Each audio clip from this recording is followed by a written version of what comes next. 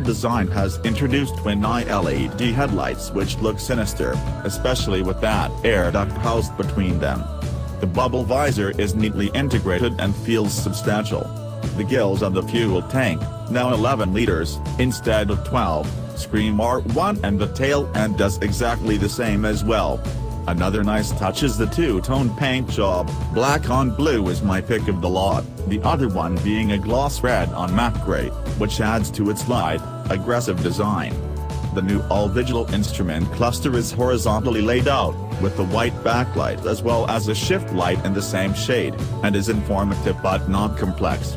Overall, the R15 V3.0 looks impressive, if you hadn't figured that out already, and here's a design that will have a magnetic effect on prospective buyers. Now, the R15 is sacred to Yamaha, so when it says new, it should be meant in an acutely literal sense.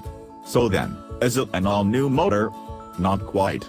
Alright, so the 155cc, liquid-cooled, SOC 4-valve motor may be familiar in its basic construction but has noticeably different implications in its current form.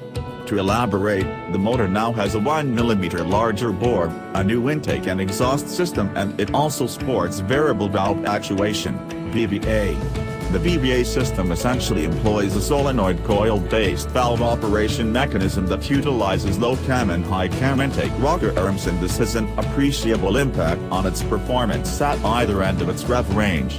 To translate it into relatable context, previous R15s, as most of you would know, suffered from unimpressive low-end performance, and VVA takes care of that remarkably well.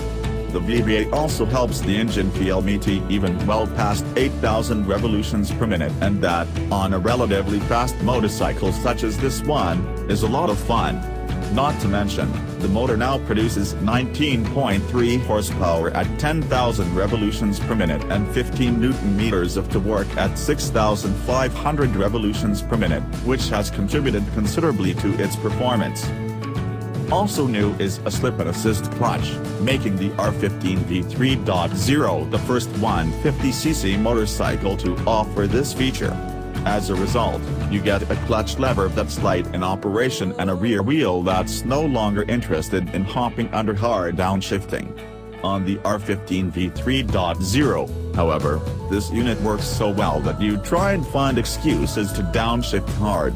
The transition from higher to lower gears is beautiful, and it irons out imperfections and quests to push the bike's limits in the most impressive manner.